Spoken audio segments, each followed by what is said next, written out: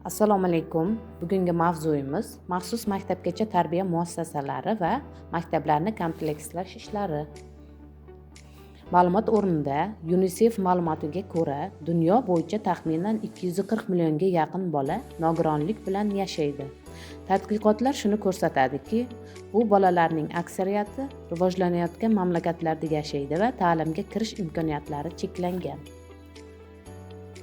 Ushbu namoyishimda maxsus ta'lim muassasalarining vazifalari, komplekslash jarayonining bosqichlari, guruh va sinflarni shakllantirish, komplektlashning ahamiyati va natijalari.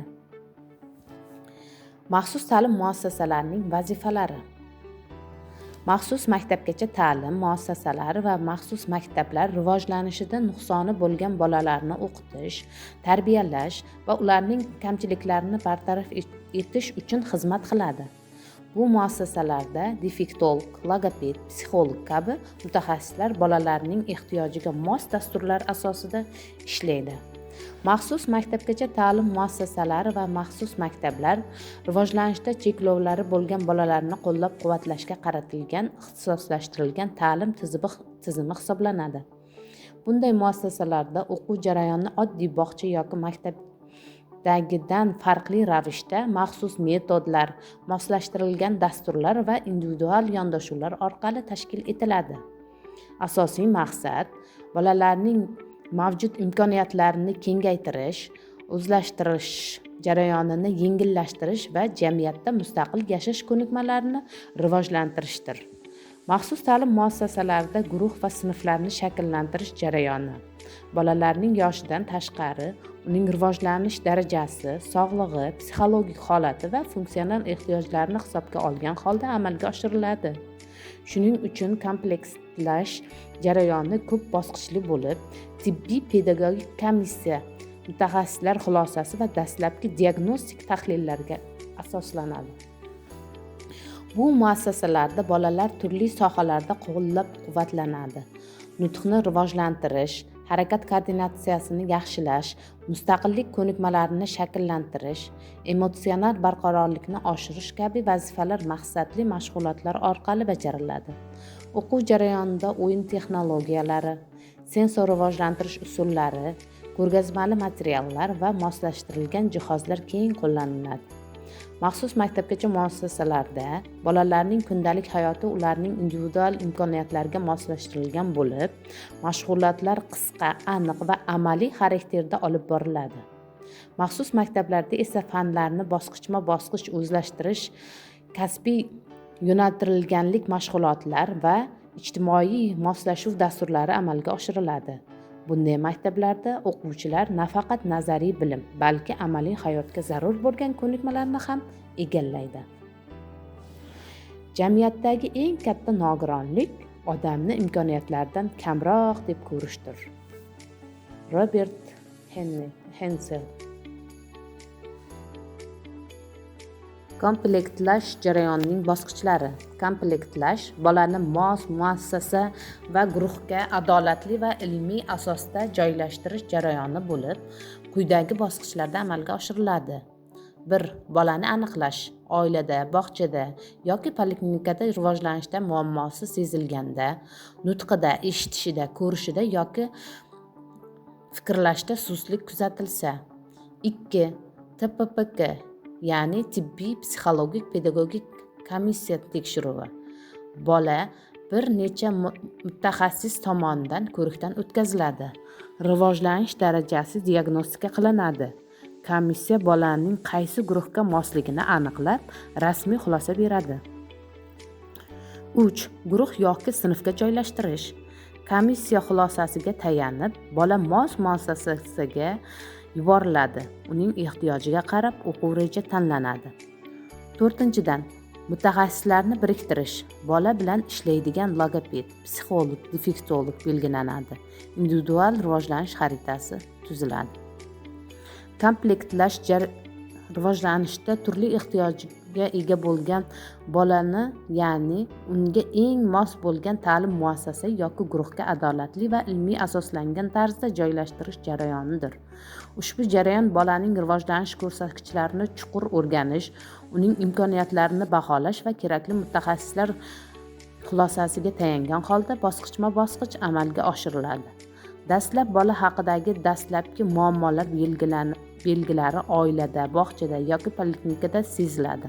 Nutqning kech rivojlanishi, eshitish yoki ko'rishdagi qiyinchiliklar, diqqatning barqaror emasligi yoki fikrlash jarayonidagi sustlik erta aniqlanganida bu bolaga maxsus yondashuv zarurligi haqida dastlabki signal bo'ladi. Shundan so'ng bola tibbiy psixologik pedagogik komissiya, ya'ni TPPK ga yo'naltiriladi. Komissiyada bolaning rivojlanish darajasi bir necha mutaxassislar tomonidan kompleks tarzda baholanadi. Shifokor bolaning sog'lig'i va fiziologik holatini tekshirsa, psixologik uning emotsional va intellektual rivojini o'rganadi. Pedagoglar esa o'quv faoliyati va ijtimoiy ko'nikmalarni tahlil qiladi. Bu jarayon bolaga keraksiz bosim qilmasdan, uning real imkoniyatlari va qiyinchiliklarini aniqlashga qaratilgan. Diagnostik tekshiruvlar yakunida komissiya bolaning qaysi turdagi muassasa yoki guruhga mos kelishini belgilaydi. Rasmiy xulosa bola uchun individual ta'lim yo'nalishini tanlashda asosiy hujjat bo'lib xizmat qiladi. Shu tariqa komplektlash jarayoni bolani tasodifiy emas, balki ehtiyojiga moslashtirilgan eng optimal ta'lim muhiti bilan ta'minlashga yordam beradi. Endi 4-slaydimizga o'tamiz. Komplektlashning ahamiyati va natijalari. Komplektlash nima uchun kerak? Ya'ni rivojlanish tezlashishi, nutq, diqqat, xotira, tafakkur va harakat ko'nikmalari yaxshilanadi. 2. Psixologik holatning barqarorlashuvi. Bola o'zini yolg'iz his qilmaydi, o'ziga bo'lgan ishonch ortadi. Ta'lim sifatining oshishi. Bola uchun moslashtirilgan dastur bo'lgani uchun o'zlashtirish yaxshilanadi.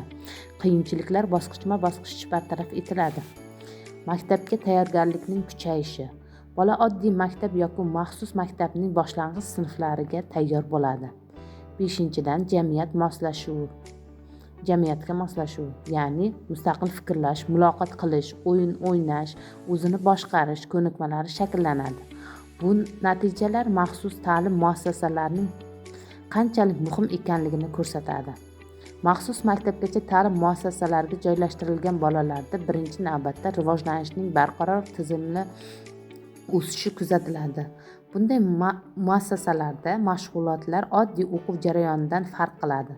Ular maxsus metodikalarga, rivojlantiruvchi o'yinlarga va bolalarning individual ehtiyojlariga moslashtirilgan dasturlarga asoslanadi. Natijada bolada nutq, fikrlash, xotira, idrok, harakat faoliyati izchil yaxshilanib boradi. Psixologik jihatdan ham sezilarli ijobiy o'zgarishlar kuzatiladi.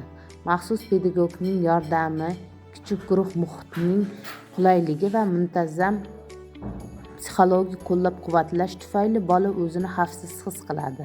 Uyalish kamayadi, o'ziga ishonch ortadi va ijtimoiy muloqot ko'nikmalari shakllanadi.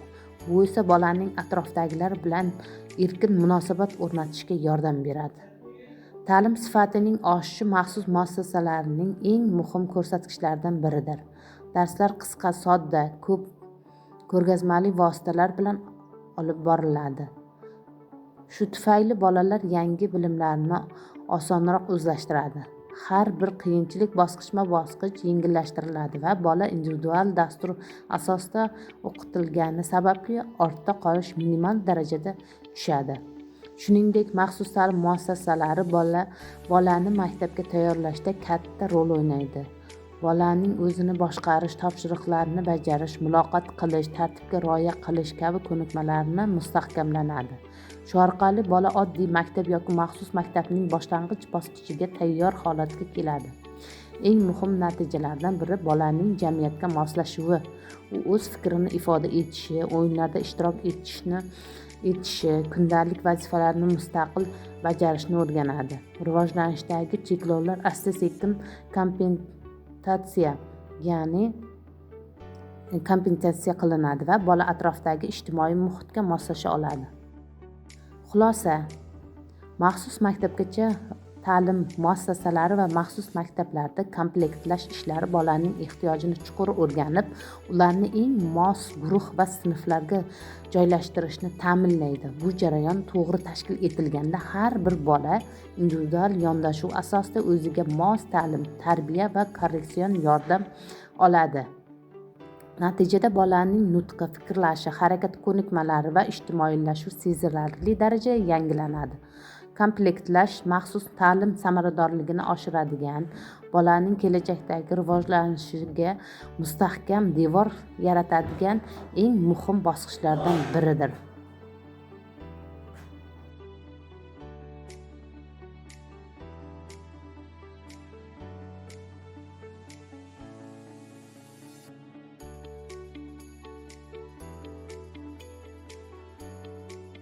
E'tiboringiz uchun rahmat.